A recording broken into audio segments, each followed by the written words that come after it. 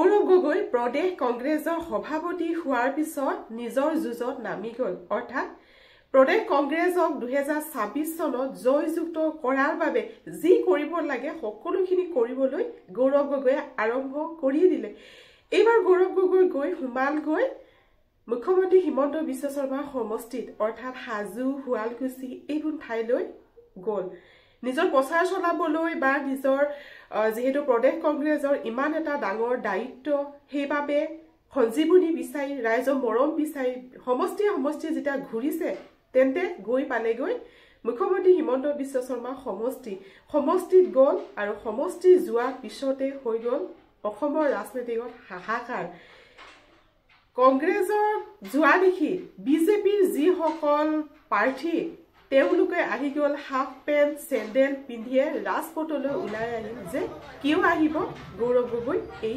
সমষ্টিলৈ তাৰপিছত সেই সমষ্টিলৈ গৈ মিলি তাত যিসকল বয়োজ্যেষ্ঠ মহিলা আছে তেওঁলোকক গমচা পিন্ধালে অলপ সমষ্টিটো ঘূৰিলে তাৰে ভিডিঅ'টো মই লগাই দিছোঁ আপোনালোকৰ মাজলৈ আপোনালোকে দেখিবলৈ পাইছে গৌৰৱ গগৈ গৈছে সমষ্টিটো ঘূৰিছে সমষ্টিৰ বিষয়ে কিছুমান নজনা কথা জানিবলৈ চেষ্টা কৰিছে আৰু লগতে যেহেতু শুৱালকুছিত বহুত ৰেচন এনেকুৱা ধৰণৰ মানে যিবোৰ উদ্যোগ আছে আৰু সেইবিলাকত গ'ল আৰু কেইটামান মন্দিৰ দৰ্শন কৰিলে এই সকলোখিনি মানে গৌৰৱ গগৈয়ে শুৱালকুছিত গৈছে যেহেতু শুৱালকুছিত কংগ্ৰেছো আছে সমষ্টিবিলাকৰ যিসকল পাৰ্টি মানুহ জিলা পৰিষদৰ যিসকল লোক তেওঁলোকৰ সহযোগত গৈছিল তাৰপিছত যে ভয়ংকৰ পৰিস্থিতিৰ সৃষ্টি হ'ল পাকিস্তানী গো বেক এনেকুৱা ধৰণৰ যি শ্লোগান দিলে সকলোখিনি আপোনালোকে মোক দেখা পাব তেন্তে আহকচোন এই ভিডিঅ'টো মই কণ্টিনিউ কৰিছোঁ গৌৰৱ গগৈ যিহেতু ইমান ধুনীয়াকৈ গৌৰৱ গগৈ এইটো সমষ্টিটো মানে ঘূৰিছে পৰিদৰ্শন কৰিছে তাৰপিছত যে ভয়ংকৰ পৰিস্থিতিৰ সেই ছবিখন মই আপোনালোকৰ মাজলৈ আগবঢ়াই দিম আপোনালোকে বিচাৰ কৰিব কিমানখিনি উচিত আৰু যিহেতু গৌৰৱ গগৈয়ে যিখিনি সময়ত সাংসদৰ যিখিনি সময়ত মানে বিধানসভা নিৰ্বাচনৰ বাবে সাংসদৰ বাবে যেতিয়া প্ৰাৰ্থী আছিল সেইখিনি সময়ত তেতিয়া দেখোন বিজেপিয়ে গৈ পিনি গৌৰৱ গগৈ হেৰাবৰ কাৰণে বাহৰ পাতি আছিলে গৈ যোৰহাটত এতিয়াতো তেনেকুৱা পৰিস্থিতি হোৱা নাছিল যিহেতু এতিয়া অসম প্ৰদেশৰ যিহেতু সভাপতি হয় তেওঁৰ দায়িত্ব যে প্ৰতিটো সমষ্টিলৈ যোৱা প্ৰতিটো সমষ্টিত মানে চোৱা তো সেইকাৰণে নিজৰ দায়িত্ব পালন কৰিছে সেই বুলিয়ে যে বিজেপি প্ৰাৰ্থীয়ে এনেধৰণে প্ৰতিবাদ কৰিব পাকিস্তানী গো বেক বুলি গৌৰৱ গগৈ ধনীৰে এনেকৈ কৈছে কিমানখিনি যুক্তিসম্পন্ন এই কথাটোত কিমান যুক্তি আছে এইটো কৰাটো উচিত হয়নে নহয় হয়তো আপোনালোকে বিচাৰ কৰিব প্ৰথমে সেই ভিডিঅ'টো মই আপোনালোকক দেখুৱাম যিটো ভিডিঅ'ত মানে এনেকুৱা ধৰণৰ মানে পাকিস্তানী গো বেক বুলি ধনীৰে মানে গৌৰৱ গগৈক বিৰোধিতা কৰিছিল আৰু সেই সকলোখিনি মই আপোনালোকক দেখুৱাম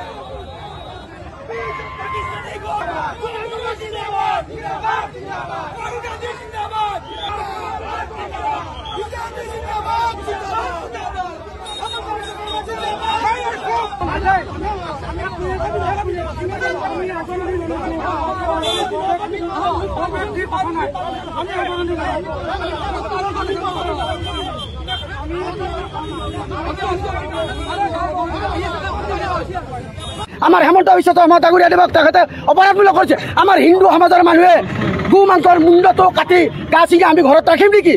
আমি যিটো বস্তু চুলে আমি পৰাচিত হ'ব লাগে। আমাৰ ধৰ্মৰ বিৰুদ্ধে আমি সনাতন ধৰ্মৰ মানুহ। আমাৰ হেমন্ত বিশ্ব শৰ্মা ডাঙৰীয়াই মুখ্যমন্ত্ৰী মহোদয় যিটো পদক্ষেপ লৈছে সঁচাকৈ লৈছে। গৌৰৱ গগৈ সঁচাকৈ তাৰমানে বিৰোধীমূলক আৰু ধাৰ্মিক ফালৰ পৰা বিৰোধী। তেওঁ কোনো হিন্দু সনাতন ধৰ্মৰ মানুহ নহয়।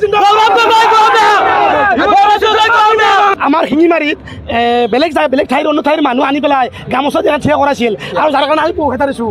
তেখেতসকলক আমি কৰ্মীসকলে যি এজনো আমাৰ শিঙিমাৰী মানুহ নাই, শিঙিমাৰী মানুহ নহকে শিঙিমাৰীত তেওঁলোকে গামোচা দিবলৈ আহিছে। আমাৰ শিঙিমাৰী গাঁৱত বদনাম কৰিবলৈ ওলাইছিলে। গতিকে আমি শিঙিমাৰীৰ ভাৰতীয় জনতা পাৰ্টীৰ কৰ্মীসকলে যিসকলে আমি বিজেপিৰ কৰ্মীসকলে আমি তেওঁলোকক পইচা দিছোঁ। এইটোৱে আমাৰ কথা আৰু এইটোৱে আমাৰ জয় আৰু গৌৰৱ গগৈৰ এইটোৱে পৰাজয়। আৰু তেওঁ বাহিৰা সমষ্টিৰ মানুহ আনি আমাৰ ইয়াত ৰেলী কৰিছে আৰু গৌৰৱ গগৈ লাজ লাগিব লাগিছে আজি বাহিৰা সমষ্টিৰ মানুহ আনি আমাৰ ৰেলী কৰিবৰ কাৰণে। আমাৰ অসমৰ MP হৈ কিনে যদি পাকিস্তানী মন্ত্ৰৰ লগত যদি তেওঁ বাৰ্তালাপ কৰে এতিয়া চৰম দুৰ্ভাগ্যজনক কথা।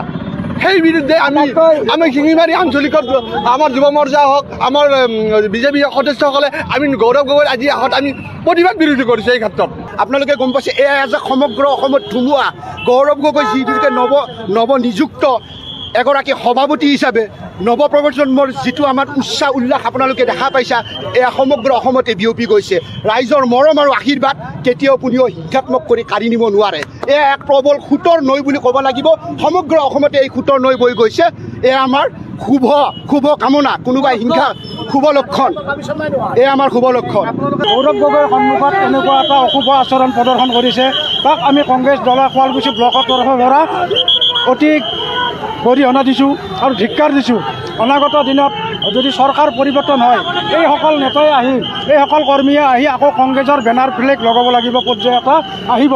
গতিকে তেখেতসকলক মই ব্যক্তিগতভাৱে অনুৰোধ কৰিছিলোঁ যে তোমালোকে যি কৰিছা ইয়াত নকৰিবা, অলপ পিছুৱাই যোৱা। এইটো এটা অশুভ আচৰণ।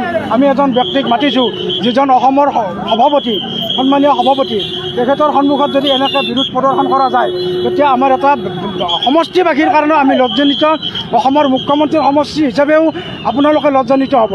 গতিকে এনেকুৱা এটা পৰিৱেশ সৃষ্টি নকৰি শান্তিপূৰ্ণভাৱে আপোনালোকে ৱেলকাম নজনাই দৰকাৰ নাই। আমাৰ কৰ্মীখিনিয়ে যেতিয়া ৱেলকাম জনাইছে তাতে আপোনালোকে বাধা দিয়াটো উচিত হোৱা। ভিডিঅ'টো মই আপোনালোকৰ মাজলৈ আগবঢ়ালোঁ। ভিডিঅ'টো চাই কেনেকুৱা লাগিল আপোনালোকে মোক কমেণ্ট কৰি জনাব। মই যিহেতু এনেকুৱা ধৰণৰ ভিডিঅ' আপোনালোকৰ মাজলৈ প্ৰস্তুত কৰোঁ, তো সেয়েহে ভাবিলোঁ এই ভিডিঅ'টো মই প্ৰস্তুত কৰি দিওঁ। আৰু এই ভিডিঅ'টো যিহেতু মই পালোঁ সেয়েহে আপোনালোকৰ মাজলৈ আগবঢ়ালোঁ। আপোনালোকে ক'ব যে এই ভিডিঅ'টোত কিবা যদি মন্তব্য দিব বিচাৰে আৰু মই কোৱা কথাখিনি যদি কিবা ভুল হৈছে তো আপোনালোকে সকলোৱে মানে মোক কমেণ্ট কৰি লিখিব। আৰু যিহেতু গৌৰৱ গগৈ মই না কংগ্ৰেছৰ বিৰোধী না মই বিজেপিৰ বিৰোধী, মই যিহেতু এনেকুৱা ধৰণৰ কণ্টেণ্টবিলাকৰ লগত যিহেতু ভিডিঅ' বনাওঁ, তো সেয়েহে এই ভিডিঅ'টো মই আপোনালোকৰ মাজলৈ প্ৰস্তুত কৰি দিলোঁ। আৰু এই ভিডিঅ'টোৰ জৰিয়তে মই কাকো মানে পাৰ্চনেলি যাতে কোনো পাৰ্টিক বা কোনো ব্যক্তিগতভাৱে যাতে মানে ব্যক্তিগতভাৱে পাৰ্চনেলি কাকো মই দুখ দিবলৈ যোৱা নাই, মই জাষ্ট ভিডিঅ'হে বনাইছোঁ। তো ঠিক আছে ৰাইজ, ভিডিঅ'টো ইয়াতে সামৰণি মাৰিছোঁ। পুনৰ লগ পাম নতুন এটা ভিডিঅ'ৰ সৈতে। আজিলৈ বাই বাই।